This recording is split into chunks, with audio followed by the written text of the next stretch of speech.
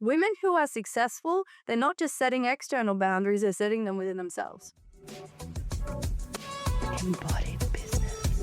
Welcome back to another episode of the Embodied Business Show. You are live with me, your host today, Case Warwick, and I am going to be talking about a topic that is it's really on everyone's lips right now, especially as we're all talking about nervous system. We're all talking about how to be a better woman in business.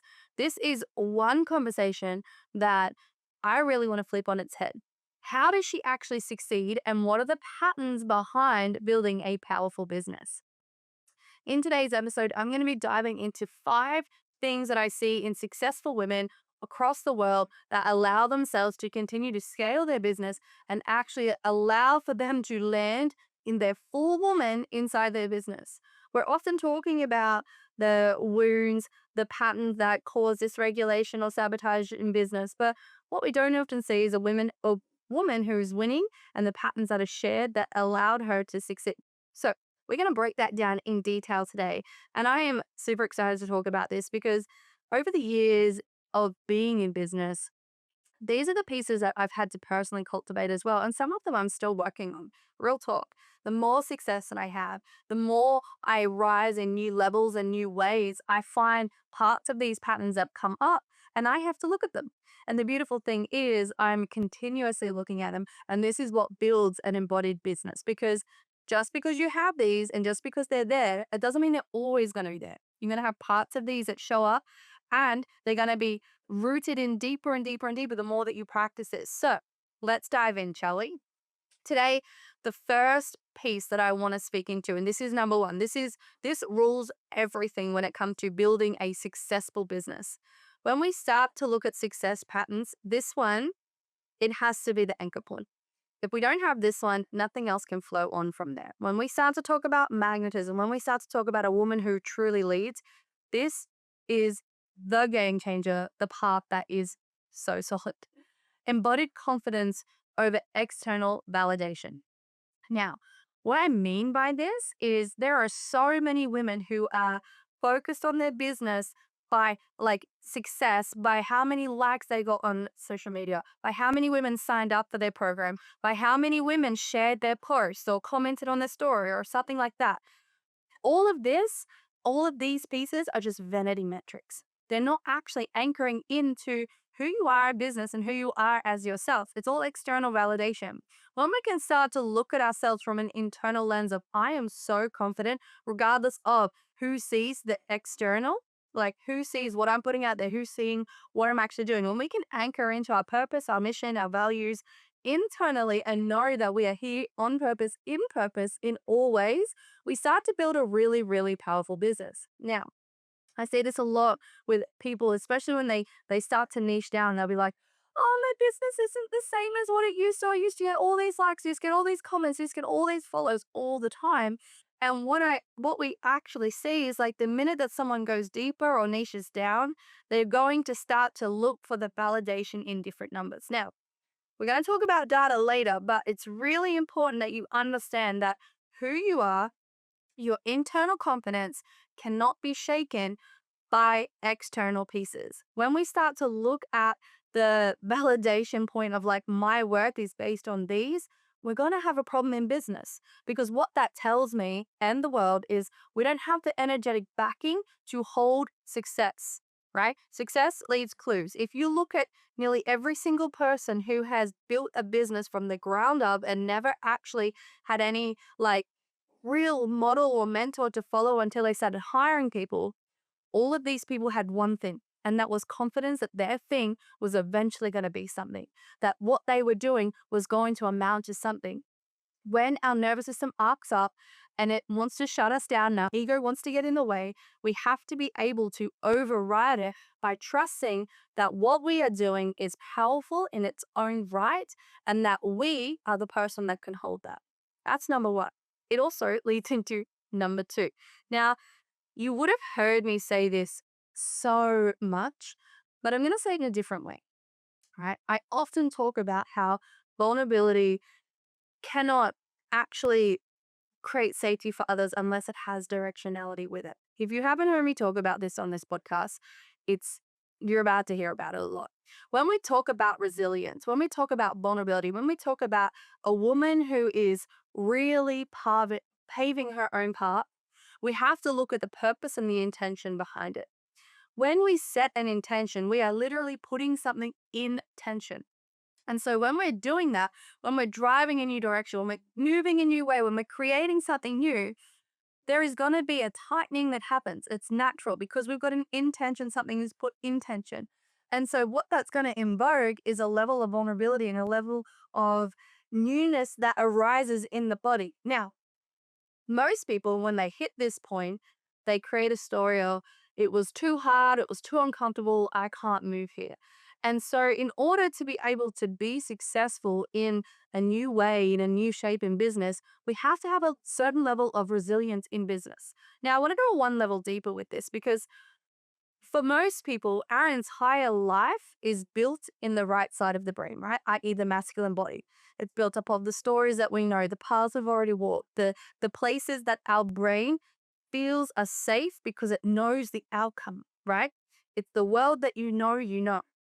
But in order to carve a new path in business, you have to be willing to tap into the creative brain, i.e., the right brain, the part of you that is like the feminine led, it hasn't had a way yet. We're just feeling, we're navigating, we're finding curiosity in the journey that can lead to a new way, a new strategy. If there's no part of you that's available for that, it's going to be really hard in business. Sure, you can have people lead you and like tell you like this, do that.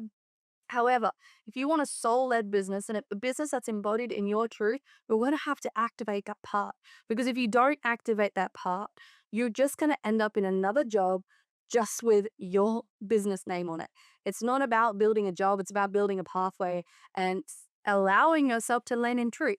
So if you want a business that feels like, oh, this is a yearning, this is the part that I've been here for, we have to be willing to accept that part and be willing to play in the unknown. The world of the unknown is literally where everything is that you want. But our body is hardwired for everything that we know. Our nervous system is hardwired for everything that you've already experienced and knows the outcome and knows the safe point of that. So women who have resilience in playing in the unknown, who can walk with vulnerability, with a new direction, and they can literally land in a place of like, this was freaking scary to me. However, I'm going to try this and I'm going to pick myself back up when I fail, or I'm going to try a new way and I'm going to hope to God I get somewhere. Those women are going to move much faster. There's an old quote, and I don't know who actually said this, but it has stayed in my mind for literally years. And it's, if you want to succeed faster, be willing to fail faster, right? So if you want to succeed twice as fast, be willing to fail twice as fast or twice as much. Because here's the thing, we don't just suddenly go, yep, I'm going to do that and I'm going to succeed. We need to build the body that can hold it. And that can only be built with resilience under purpose. When we understand the power of our intention and we build the body that can hold that which is intention, we can start to create a world and a life that actually fits what you're here for and what you're creating. It's okay. I'm going on a rant and I love it because these pieces are so important. If you've ever actually looked at successful women, you'll start to see these pieces that I'm talking about, right? Like one of my favorite things before you go into number 3 is like, I remember years ago, one of my previous mentors said to me is like, if you really want to be successful, become like as close as possible to the people that you admire, that you want to be like. And so I did everything in my power to constantly be in pockets of the people that I admired.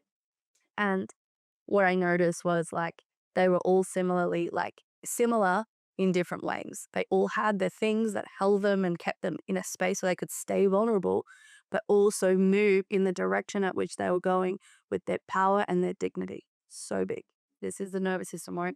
This is why we play that in embodied business. So getting into number 3. Now, this one, we speak a lot about it, but a lot of people don't actually apply it. And this one is called, simply, I'm going to be really honest with this one, it's just boundaries and using them as a power move. When we actually know our boundaries, we know our limitations, we know what is a preference in our world and what is not, we can start to apply ourselves powerfully. For most women, they start moving into business and they hire a team. They're like, oh, would like for you to do this or I'd like for you to do that. And then when they don't do it, they become resentful. When their team doesn't work the way that they desire them to work because they didn't share the boundary, they didn't share the expectation, they didn't share what was required, they become resentful at their team, right?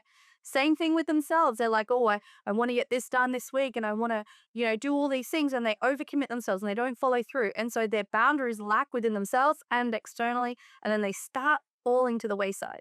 They don't trust themselves, they don't trust their team, and their business starts to fall apart. Now, women who are successful, they're not just setting external boundaries, they're setting them within themselves.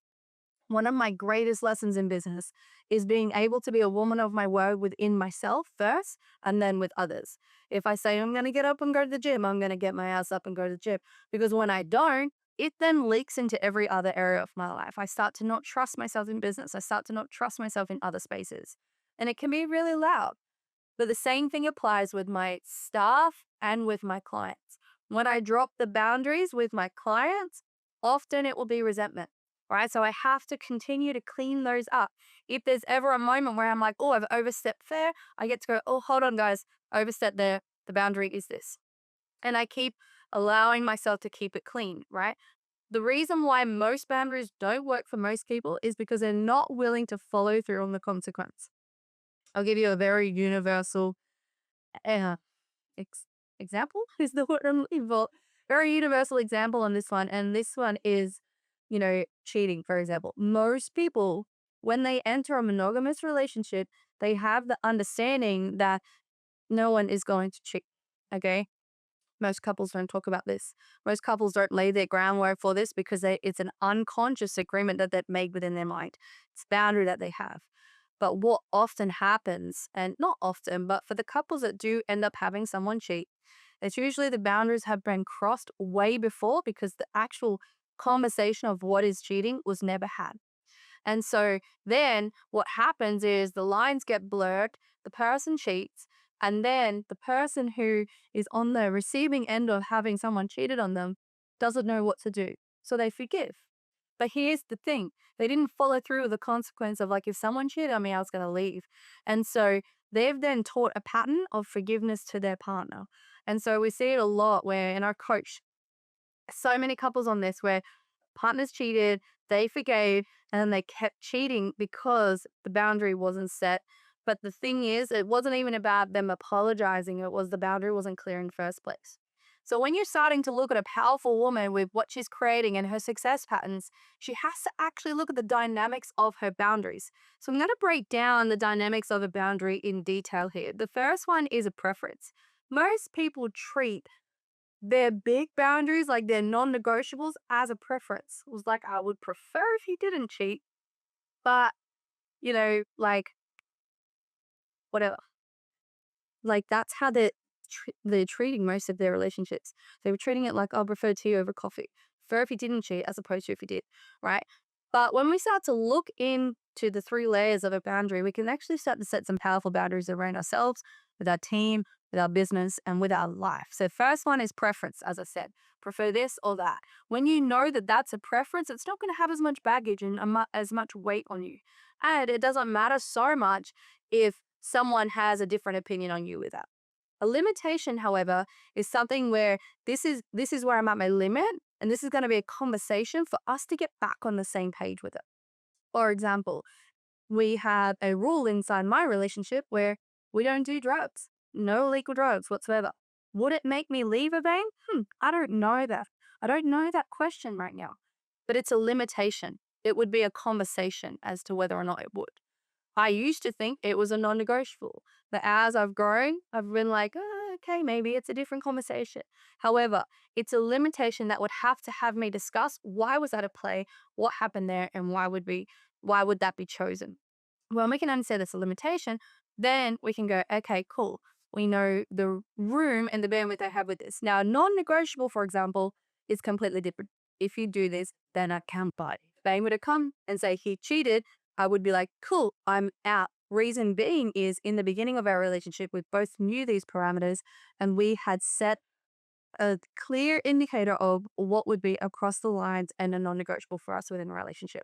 So we know that. So understanding that inside your business, that is really important. I have a rule with my team, right? If there is super, super like massive things where people fuck it up, we're gonna like their limitations, we're gonna have a conversation about it. But if it's continual, if it's more than a certain amount of time within a certain amount of time, we then look at the non negotiable rule of like, this person is not the right fit within the business. And we're pretty fair on that. But we've had to implement that at times because people have come into the business and they have not been the right fit. So it's really important that you know that, because a lot of people, they can have their business overthrown because staff had not been great and they haven't had the willpower to implement the boundaries. There's an old saying like, hire slow, fire fast. If you don't know how and when to fire, you can fuck your whole lineup in your business. So it's really important that you have intentional boundaries and you know what you're doing. Okay. And the reason why I use relational boundaries as the example is because that's quite a common one that most people know. But take your pick, pull it apart inside your business, and allow it to land for you in a way that really, really serves. Number four, this is one that links a lot of these together.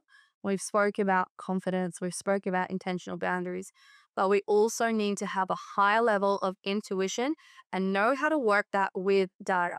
When you come into my world, we talk about the four archetypes within business. Okay. So you've got the intellectual CEO, got the intuitive CEO, you've got the willful CEO, and you've got the embodied CEO. Now, you want the embodied CEO sitting at the seat because she combines the intellectual, the willful, and the intuitive. But what happens is most women, they choose one of the other three archetypes. They don't know how to stay there. They don't know how to keep their business alive with all three archetypes running the show. Some women, they'll default into data. The intellectual runs the show. They're like, oh my God, I can't not like watch the data. Even though my gut's telling me to go this one way, the data's telling me this way. And they'll often cap themselves because their gut might be saying, like, this is a huge thing that we can expand on, but the data's saying this, so I've got to stay small and I've got to keep this here. Vice versa, some women might be getting an intuitive hit that they have to stay on something, but the data is showing it's not working. A powerful woman knows how to bridge the two and also back it behind with the willful. That's when you get the embodied CEO. Now, for a lot of women, they'll default into different areas and different parts of their business, but they don't know how to bring it all together. Understanding data, understanding your intuition, and understanding how much energy is required and necessary for each season in your business is really important.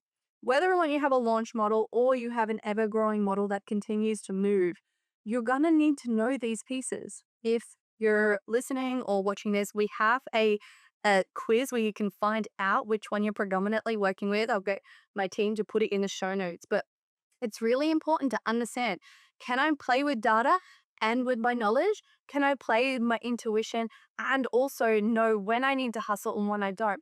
There is a difference between having hustle culture be the main theme of your business and knowing when you need to turn it on for a season that you're in.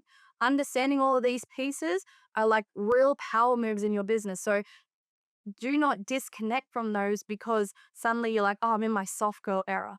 One thing I want to talk into is the women who have actually understood and landing in the soft girl era, they have built the body that can hold that. Like I say it all the time, I'm like, I am in my soft girl era because I have a fucking huge capacity. I have the ability to be on all the time with ease and also shut off anytime with ease. That took nervous system work. That took understanding how my body moves, my patterns, knowing what's here. The soft girl era had to be built through certain stages of business. And I see a lot of women, they want to come in and they miss the part of business that builds that.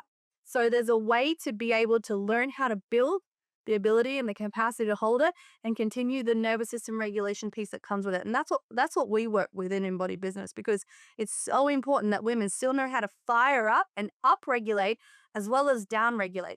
People think like the soft girl era is all about downregulation. It's all about I can just be in my intuition and play and da da da. No, it's about knowing when to move, and how to do it with ease in your business. And that is a nervous system conversation. So if you don't know how to combine your intuition and the data and the part of you that accesses your ability to burn and turn on in business, you are not going to be operating from the embodied CEO. You are going to be playing it to the shadow archetypes of them, because intellectual, it's going to want to keep you focused in numbers. It's going to want to make you switch off at 5 o'clock every afternoon because you're meant to work 9 to 5, and God help you if creativity is on at 10 o'clock at night. An embodied woman in business knows that if channel is open, if source is flowing through at 10 at night, we're going to write that shit down. We're going to let it come through because that is when creation is on. If you shut down creation when creation is on, you are also going to cap your flow in every other area of life. Super important to know that. So that's number 4. All right. Number 5. We're wrapping it up this one time. And I think it speaks to every single woman that has ever been successful in business. And I remember when I first started in business, I thought, when I do this course, I'll be successful. When I do this bit, I'll be successful. When I get such and such, all of that was external, outside of self, and it all leads back to number 1 of external validation. But here's the number one thing. Well, I said number 1 was number 1, but here's the one of the biggest pieces that make all successful women actually successful in business: the continuous work on their inner self and awareness. And I will caveat this by saying predominantly their nervous system. When we talk about the archetypes that lead in business, we're not just talking about a woman who can get up and speak, right? Because there's a lot of people who are powerful speakers, but can they speak and facilitate when something's going off in the room? How does their nervous system respond? How does their body hold when things don't go right in business? What happens when their leadership fails them from the plan? Like if they had a certain plan, it doesn't go the way that they needed it to go. All of these pieces are really, really important for you to understand that if we are really working on ourselves, if we are holding a bigger vision, a bigger game, and broadening the spectrum of who we are as a woman in business, we can hold so much more. Because who you are in business is exactly how you will implement and the results that you create. So if you want a bigger life and a bigger business and a bigger all the things, you have to be able to build that capacity within self. I say all the time inside my business is one of the one of the quotes I say all the time in business is, you will only ever implement to the level of your embodiment. So understanding that it's not just about mindset work. It's about nervous system, embodiment work. It's how do you hold yourself? What is your posture doing when something gets thrown your way? All of these pieces make up the beautiful equation of what your leadership is. And so a woman who is committed to that internal reflection, that self-awareness, that ability to continue to go, how do I allow myself to receive more, to improve more, to be a better leader for those who I lead? That is a woman who is 100% going to continue to succeed. So I hope this has landed for you. The women that I work alongside are playing this game. The women that come into my world and they want to be coached, they're working with this because they know it's incredibly important. So if this spoke to you, you might just be the right fit for embodied business. But if you're not quite there yet, I want you to keep studying. I want you to keep playing. These pieces are really, really important for a woman to succeed in business. If you want those bigger, like, I speak to women all the time. They're like, 10K months, I felt like I would get there and then everything would be perfect. And then suddenly it was 20K months, and then suddenly it was 30K and 50K. The bar kept rising. And more often than not, the reason why it kept rising and they were still seeking external validation was because they hadn't grounded into these 5 principles. Understanding a woman in business knows her success patterns and knows how to move with her wounds is so incredibly important. Your wounds aren't here to run the show. They're just here to show you where you get to develop and where you get to show up more and be more alive. So rather than hanging on as a hindrance, let it be the opening for what you're here to create. I hope you've enjoyed this episode. If you want more of this, please subscribe to this channel. Let us know how you're feeling by directly messaging me on Instagram at Casework. I would love to hear what came alive for you and actually what you were able to take away from this episode. Until next time, I'm your host, Casework. Embodied Business.